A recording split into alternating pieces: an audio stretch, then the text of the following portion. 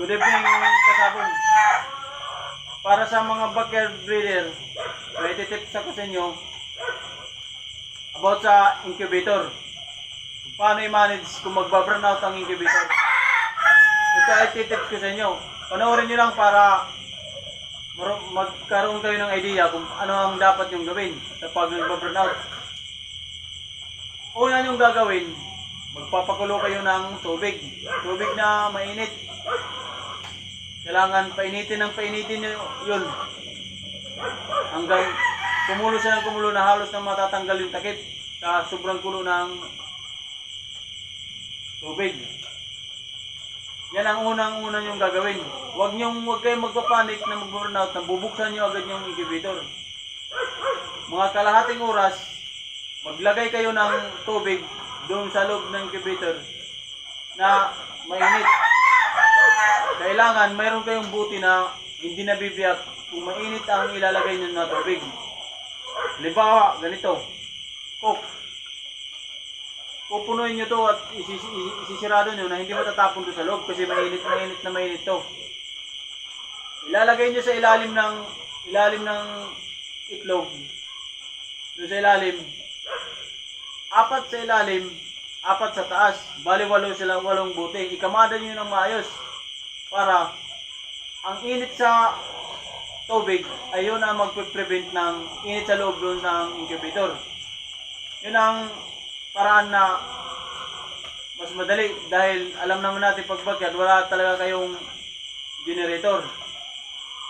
Ang tips na to ay para lang sa mga backyard dahil yung mga farm talaga mayroon yan sariling generator. Pero kung kaya nyo bumili kayo ng generator, yun talaga ang tamang nagmamanok. Dahil mayroong burnout na halos isang araw mahigit. Di patay na yung mga itlog nyo na hindi na may pipisan, nasayang yung mga oras nyo na pagpapaitlog. Pero kung pang madalian ay itong pang-prevent, yan ang gawin nyo. Magpakulo kayo ng tubig na mainit, ilagay nyo dito sa bote, ganito punong-puno, isirado nyo, tapos ikamada nyo ang 4 sa ilalim, 4 sa taas. Depende sa inyo kung gaano karami yung gusto nyo. Yan ang init dito sa bote, yun ang mag-prevent doon sa loob na ma-prevent yung init niyan, mainit pa rin yung yung incubator.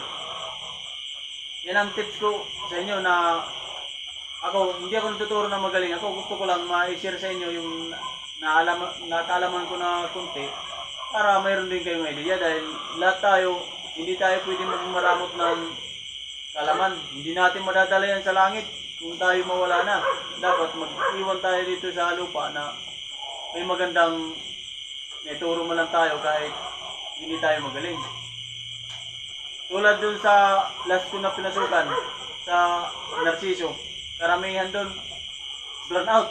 Ang ginagawa ko lang dahil wala kaming generator, buti lang na ganito, papakulo ko ng pakulo ng tubig.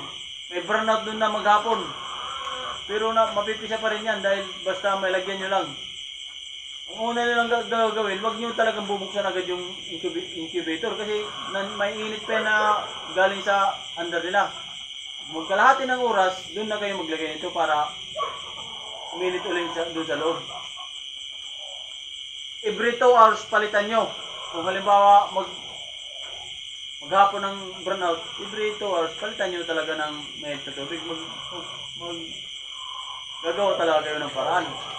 Yun ang tips ko para sa inyo na pang-prevent lang na, pero sa mga big time kasi kompleto yan sila. Lahat ng paraan nandun na yun sa kanila. Kaya nga, mas lamang sila kaysa sa backyard. Pero sa pag-alaga ng manok, hindi lang, pareho lang. Kasi mas gamay pa natin kasi lahat ng manok, halos mahawakan na natin yan lahat. Sila, mahawakan lang nila yan pag nagkukondisyon na. Tayo, mamonitor natin kung kumusta yung mga manok natin. Ganyan lang ang tips ko mga kapag kasabong. Sana may matutunan kayo kahit paano. Huwag kayo magdamot ng kalaman nyo dahil Huwag kayong maniniwala na may magaling na tao, walang magaling.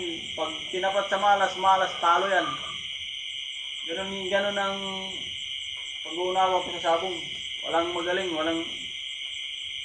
Kasi para sa akin, dapat magtutulungan.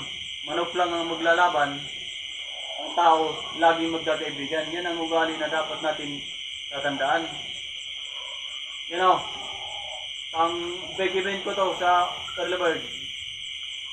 Just, thank you kasabang for watching. Sana mayroon akong naitip sa inyo na kahit paano kunti.